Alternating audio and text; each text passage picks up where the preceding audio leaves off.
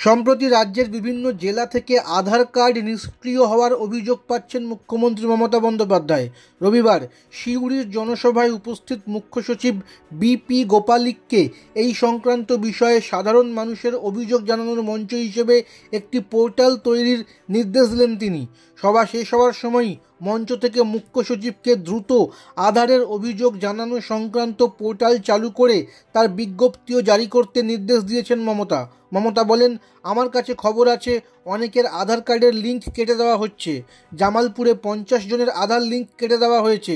বর্ধমান, বীরভূমে, উত্তর 24 পরগনা, দক্ষিণ 24 পরগনা, উত্তরবঙ্গেও লিঙ্ক কাটা হচ্ছে। প্রথমে বলবে আধার না হলে তুমি চোখে আধার দেখবে, ব্যাংক অ্যাকাউন্ট হবে না, কোনো সুযোগ পাবে না। তুমি কোন অধিকারে আধার লিঙ্ক কেটে নিচ্ছ? লজ্জা করে না?